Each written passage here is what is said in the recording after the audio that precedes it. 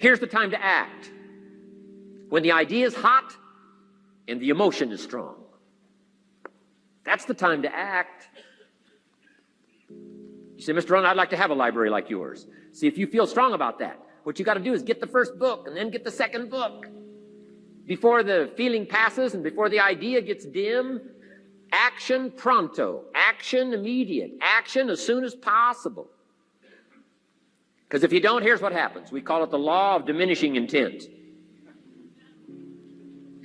We intend to when the idea strikes us. We intend to when the emotion is high. But now if you don't translate that into action fairly soon, now the intent starts to diminish. And a month from now, it's cold. A year from now, it can't be found. So act. Set up a discipline when the emotions are high and the idea is strong and clear and powerful. That's the time to set up the discipline. Somebody talks about good health and you're stirred. Say, right, I need to get a book on nutrition. Get the book before the idea passes and before the emotion gets cold. Go for the book. Start the library. Start the process. Fall on the floor. Do some push-ups. Action. Got to take action. Otherwise, the wisdom is wasted. Otherwise, the emotion soon passes. Unless you put it into a disciplined activity. Capture it. Disciplines is called how to capture the emotion and how to capture the wisdom and translate it into equity. Disciplines. Now, here's what's important about disciplines. All disciplines affect each other. In fact, here's a good philosophical phrase. Everything affects everything else. Nothing stands alone. Don't be naive in saying, well, this doesn't matter. I'm telling you, everything matters. There are some things that matter more than others, but there isn't anything that doesn't matter.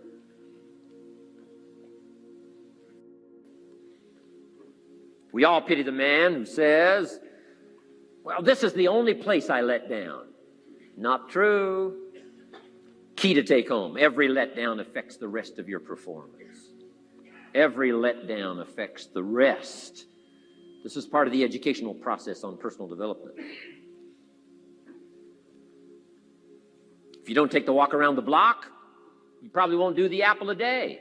If you don't do the apple a day, you probably won't start building your library. If you don't build your library, you probably won't keep a journal, and you won't take pictures, and then you won't do this, you won't do wise things with your money, won't do wise things with your time, won't do wise things with your possibilities and relationships, and the first thing you know, 6 years of that accumulated, and we say you have messed up. So the whole key to reversing that process now is to start picking up these disciplines. Now here's the positive side. Every new discipline affects the rest of your disciplines. Every new one affects the rest. That's why action is so important. The least action, the smallest action. Take it. Because when you start accomplishing and the value starts to return from that one action, it'll inspire you to do the next one and the next one and the next one. You start walking around the block, it'll inspire you to get an apple. Get an apple, it'll inspire you to get a book. Get a book, it'll inspire you to get a journal. Get a journal, it'll inspire you to grow, develop some skills. All disciplines affect each other. Every lack affects the rest. Every new affects the rest. The key is to diminish the lack and set up the new. And you've started a whole new life process. Key. Also, one more thought on discipline. Here's the greatest value of discipline. Self-worth. Self-esteem. People are teaching self-esteem these days, but they don't connect it to disciplines. The least lack of discipline, and it starts to erode our psyche. One of the greatest temptations is to just ease up a little bit, right? The slightest lack of doing your best starts to erode the psyche. Instead of doing your best, doing just a little less than your best. Sure enough. You say, well, it's just going to affect my sales. No, it's going to affect your consciousness. It's going to affect your philosophy. Now you've begun in the slightest way to affect your own philosophy. Here's the problem with the least neglect. Neglect starts as an infection. And if you don't take care of it, it becomes a disease. And one neglect leads to another. And the worst of all, when neglect starts, it diminishes our self-worth, our self-confidence, our self-value. You say, well, how can I get back my self-respect? I'm telling you, you don't have to go to 29 classes. All you have to do is start the smallest discipline that now corresponds to your own philosophy, like I should, and I could, and I will. No longer will I let neglect stack up on me so that I will have the sorry scenario 6 years from now, giving some excuse instead of celebrating my progress. That's the key to discipline. Okay? Let's get kids involved in the least of disciplines. One more, and then one more, and then another one, and then another one, and then some more. And the first thing you know, you're starting to weave the tapestry of a disciplined life into which you can pour more wisdom and more attitude and more strong feeling, more faith and more courage. Now you've got something, a vessel in which to put it. And now the equities start to flow. And the early return, I'm telling you, if you'll start this process, the early return will have you so excited. You'll commit yourself to this strategy for the rest of your life. You'll never go back to the old ways. Join a new crowd. Join a new group. I've lectured now to over 3 million people in the last 33 years, and I've recommended this little book to almost all of them, I think. Guess how many have actually gone and got this little book? Answer, very few. My best guess is 10%. Such an easy thing to do. In that last seminar, right, I suggested this little book, number one, is easy to find. Number two, it's easy to buy. The most you can pay for it, $6, $7, $8. You can borrow that from your kids. And number three, it's easy to read. It's in story form. That's why I use it for teenagers, teaching them how to be rich by 40, 35 if you're extra bright, much sooner if you find a unique opportunity. But if it's easy to find and easy to buy, and if it's easy to read, why wouldn't everybody go get it? We don't know. What do you know? You don't know. I don't know. Nobody knows. Here's how profound it is. Some do and some don't. Now here's the numbers. About 10% do. 90% don't or won't. We don't know the mystery of that. And I'm telling you, 10 years from now, those numbers will still be the same. 10% will, 90% won't. The numbers don't change. Only the faces change. You're looking at one of the faces. I used to belong to the 90% who couldn't be bothered even if it was easy. Guess how many people have a library card? Wisdom of the world available. Transform your life in any value amount you want. By the way, how much is a library card in Texas? Free. Here's what free is. Easy. I mean, it can't be any easier than free. Somebody says, well, would you bring it by? Well, no. At least you got to go get it. No.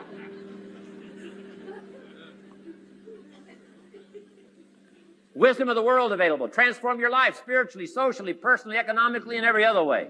Teach you how to be rich and powerful and sophisticated and healthy, influential. How many people have a library card? Answer, 3%.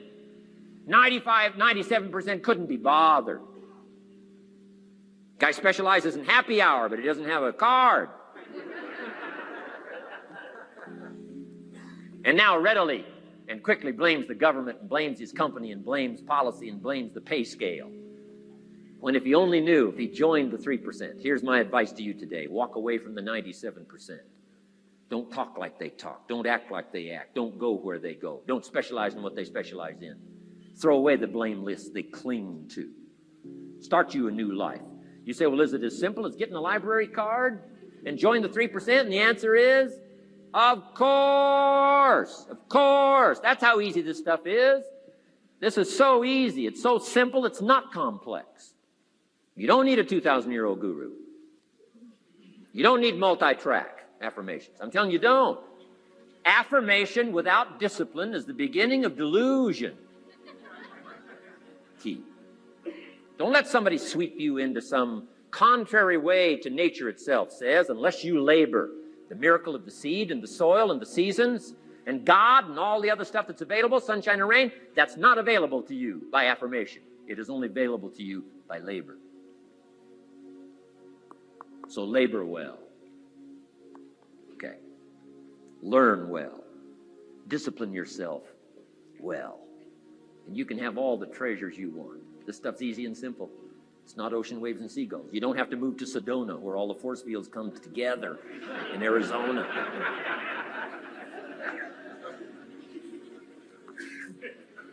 Let's teach our kids the simple ways to transform their health, number 1. Their economics, number 2. Their ability to communicate, number 3. Their life and treasure and lifestyle, number 4. Spirituality, number 5. And the list goes on and on. Let's not leave out any of the least of disciplines that encourage us to do the next one, to do the next one, to do the next one. First thing you know, this whole scenario for you is spinning up instead of out of control on the negative side. This is all you got to do. It's as simple as this. It's as simple as a start, committing yourself to life change. And once you start down this road, I promise you, you'll join the 10% and the 3%. We're going to talk financial independence in just a little while. Guess how many people can retire from the income of their own personal resources when it comes time to retire? Answer, 5%. In the most independent country in the world, 95% are dependent, 5% are independent.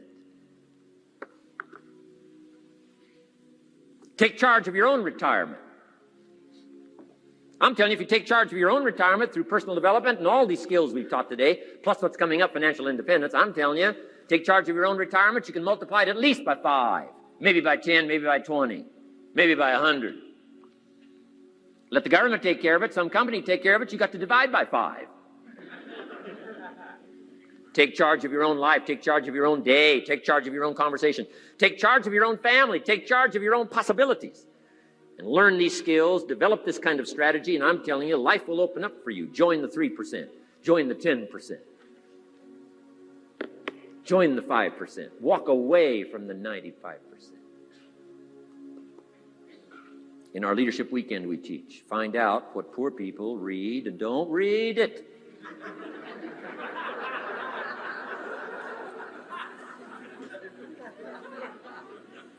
I'm telling you, don't talk like they talk.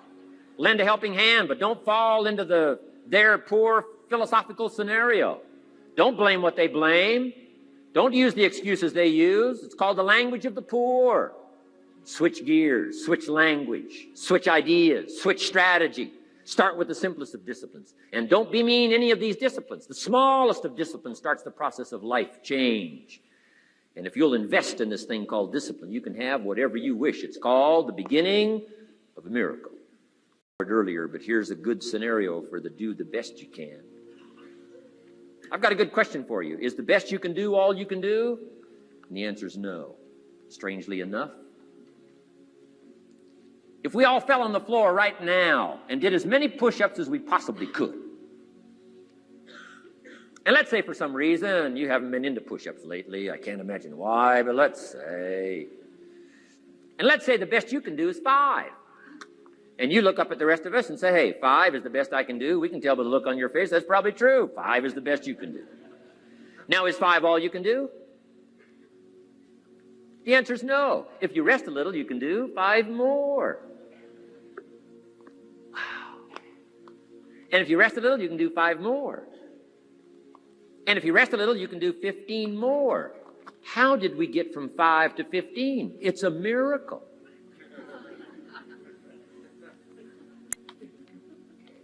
And if you rest a little, you can do 15. Rest a little, you can do 15. Rest a little, you can do 20. How did you get from 5 to 20? It's a miracle. Did you know you can keep doing that? Do a little more, rest a little, do a little more, rest a little, and finally get up to 50 push-ups? Is it possible to get up to 50 push-ups? Of course. How do you go from 5 to 50? It's a miracle. How do you get a miracle going? Number 1, do what you can. Don't leave out what you can, from writing a letter to your mother in Florida. Start cleaning it all up. 2, doing the push-ups. Go from 5 to 50. It's a miracle. Number 1, do what you can. Number 2, do the best you can. Here's number 3, rest very little.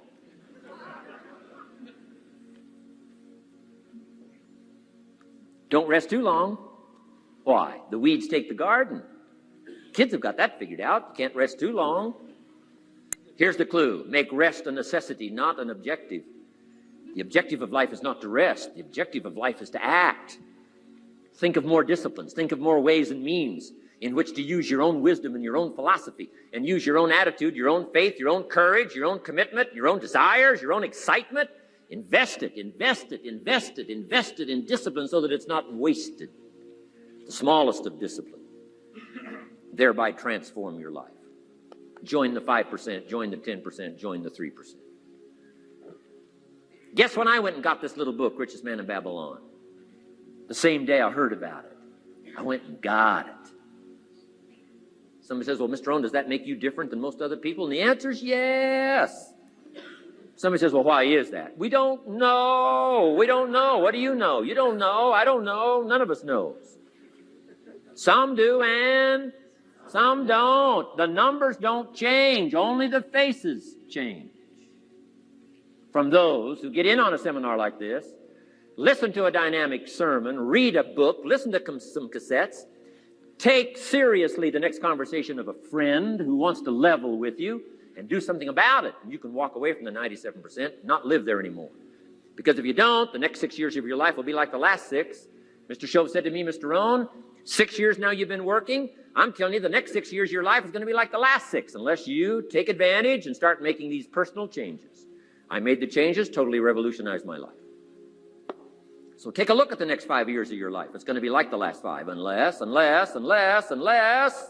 you change. And if you will change, everything will change. Join the 5%. 10 years from now, the numbers are going to be the same. But I'm telling you, some faces in this audience can change and start showing up in the 3% crowd, in the 5% crowd, in the 10% crowd, and thereby dynamically affect your life and your future.